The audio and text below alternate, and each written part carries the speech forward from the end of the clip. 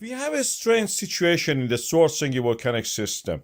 Although the volume of the magma available, according to our measurements of by the GPS data, shows that the lower threshold from the previous eruption is now surpassed for the current eruption. But the amount of the uplift is almost half of it was in the previous last eruption in the November 2024. So what we are seeing now is around this line, and what we were seeing in the previous eruption was almost double that.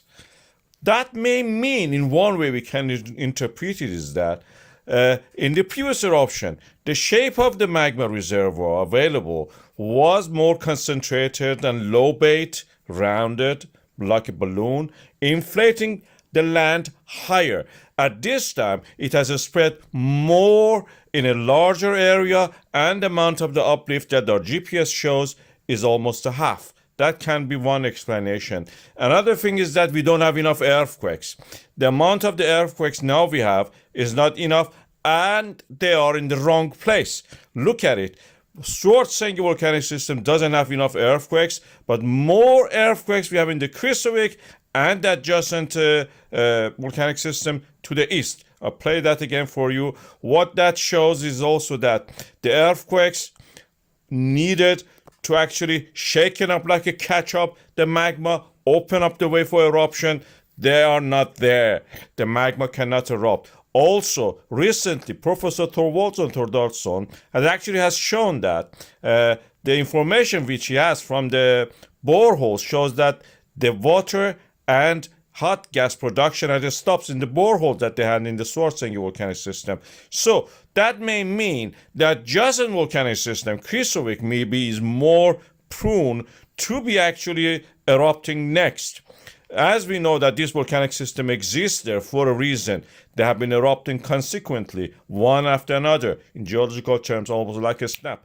We have to wait until the 23rd of February just to see, this is my prediction, if it erupts or not. If it doesn't erupt, it may actually have shifted toward the Krýsuvík. The earthquakes are now the right amount, and we have evidence for the magma reservoir building up in that area. I have a video about that. Watch that. Explains. Since the end of the last eruption of the Svartsengi volcanic system in August, we are seeing lots of earthquakes in the area of the Reykjanes Peninsula of Iceland. Many of them are concentrated around this lake, which we call Klærfarvatn. And that is forming along a series of the transform and extension faults that divide the boundary between the Eurasia and North America. The pulling apart of the land in this area create this extension and transferring the movement to those transform faults, the top parts at a shallower angle. And most of it at the moment are concentrated in the Krýsuvík area. And we can see in the depth model of this earthquakes, they're concentrated around the depth of the 7 to 5 or 4 kilometers. This is the area earthquakes are happening. Earthquakes are practically shatter or fracture zones, creating voids and fractures and pulverizing rocks, creating pathways practically for any kind of fluid that can flow there. It can be water, brine, or even magma. In this case, in this area, if you have a magma reservoir at the depth of the 12 kilometer, which is in the case in the Svartsengi, that can feed these shallower reservoirs, which are formed by these earthquakes, and create a shallow magma reservoir. We have it in the Svartsengi volcanic system, where this shallower reservoir, like an aquifer, fills up and every now and then erupts as a volcano in this area, as a fissure eruption, actually, I should say. For example, in the Svartsengi, we had it in the Fagradalsfjall. This is happening for the last 3 years, and we are seeing it here. There is a possibility we are seeing formation of this kind of reservoir for the magma, pulverized and fractured zone at a depth that can form a reservoir in the Krýsuvík area. This area is, of course, a volcanic system. Already we had eruption there, and there are lava fields associated to that, which extend for 50 kilometers, even approaching the town of the Reykjavik, the capital of the Iceland. This is a cartoon which shows what I have talked about in this area. And the extension, as we know, is happening in this fashion, that one eruption in one area, for example, here, as you see in the lava flow marked, that's, for example, Svartsengi, eventually will lead to eruption in the adjacent area, which is this purple area in this map, and create another volcanic system. The Svartsengi may cease to erupt, but the Krýsuvík eventually will start and take over. As the eruption gets more difficult in the Svartsengi, Krýsuvík, building its reservoir, will be the next one to erupt. It may happen anytime next year, within 2-3 years, if we are lucky to witness this, or we should say we are unlucky.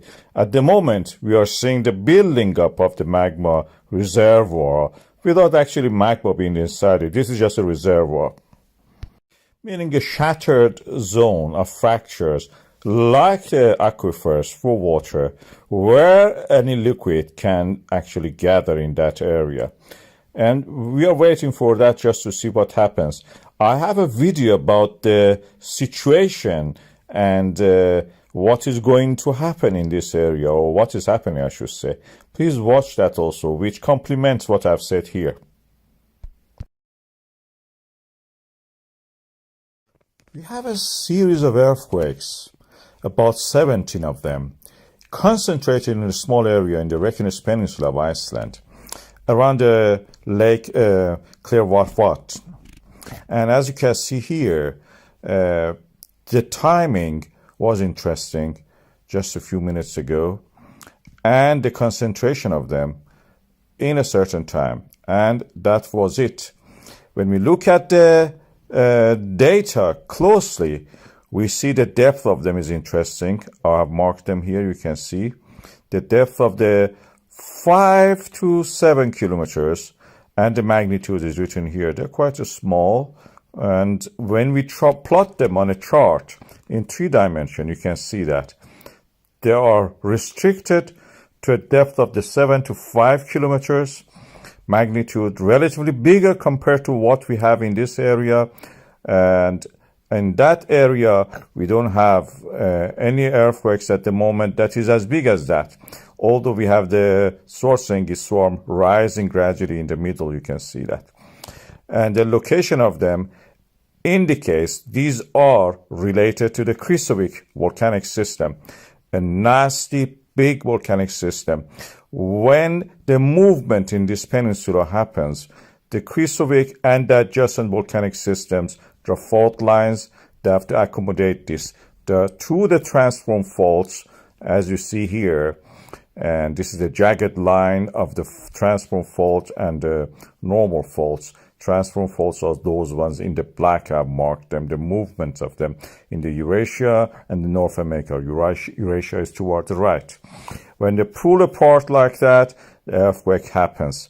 And this is the exact definition of this kind of, rupture. When such a thing happens, deep in the earth, these blocks of the rock, these slivers of the rock, down to the mantle of the earth, softened at the depth, of course, create this sudden jerky movements.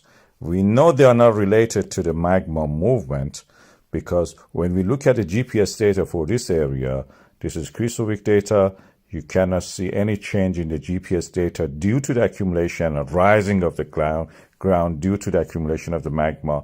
Adjacent station also doesn't show anything like that. These are the definition of the word tectonic, and this is what we see here. Sudden, jerky movement which creates rupture and breaking apart of the earth crust. That is tectonic. This is the definition of the rupture, breaking or bursting suddenly.